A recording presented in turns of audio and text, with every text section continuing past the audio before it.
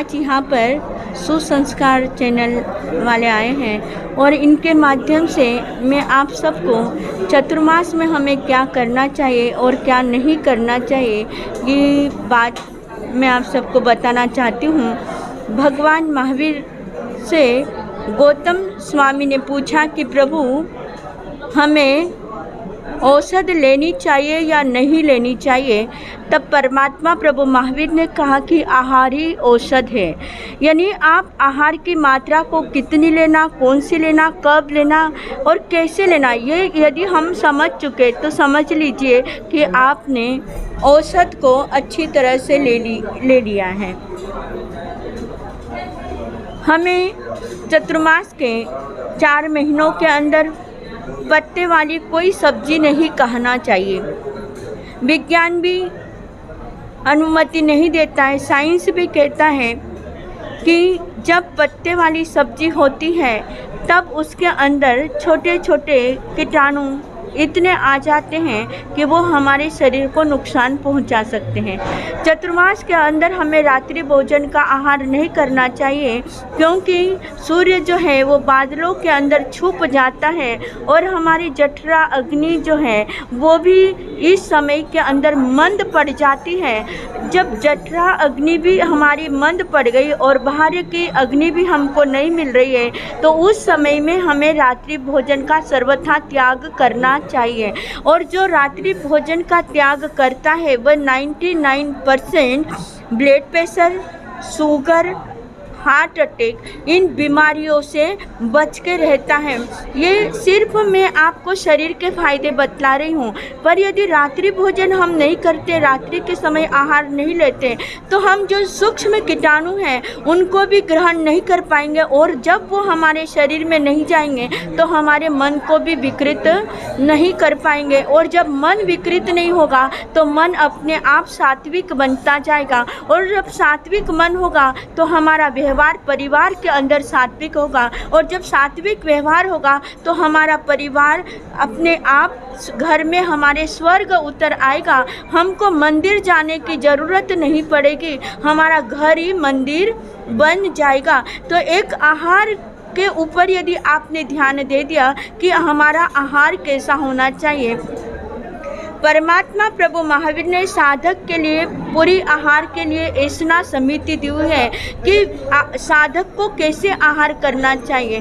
कभी यदि हमें क्रोधित होकर कोई आहार देता है तो परमात्मा कहते कि वह आहार हमें नहीं लेना है।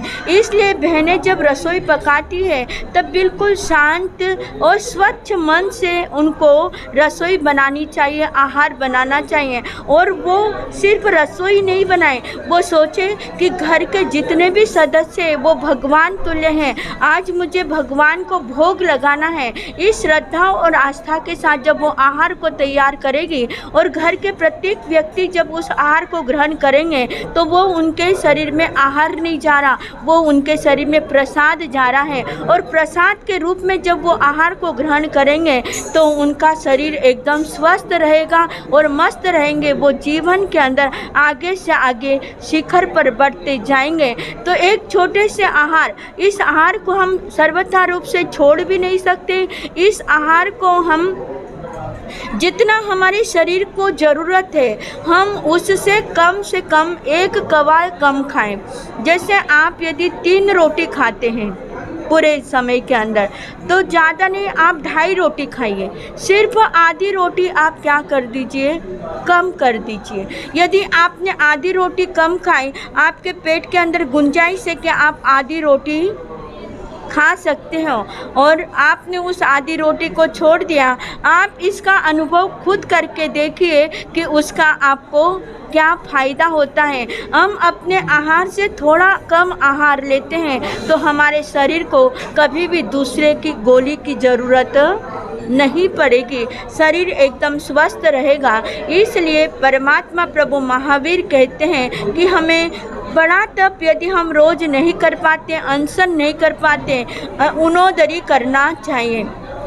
1 कवे से कम ज़्यादा हमने खा लिया तो वो उनोदरी तप कहलाता है। और इस जैन दर्शन के अंदर इसको उनोदरी तप कहते हैं। और ये तप सबसे ज़्यादा कठिन होता है, क्योंकि जब मनपसंद वस्तु सामने हो और हमको कोई बोले कि बस इतना ही, तो फिर हमें ऐसा लगता है कि ये मुझे खाने से रोक रहा है। पर वो खाने से नहीं, आप उस चीज़ को एक बार नहीं 10 बार भी खा सकते हो, पर आप यदि लिमिट में खाते हैं तो आप जीवन भर स्वस्थ रहते हैं। तो ये आहार का विज्ञान है।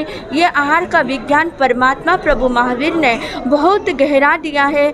मैंने तो सिर्फ शब्दों के माध्यम से आपको कुछ बताया है, पर इस आहार के विज्ञान को यदि हम समझ लें तो जीवन में हमें कभी भी डॉक्टर के द्वार पर जाने की ज़रूरत नहीं पड़ेगी। और जितने भी हॉस्पिटल है वो सारे के सारे धीरे धीरे बंद हो जाएंगे, यदि आहार पर हमारा ध्यान गया तो।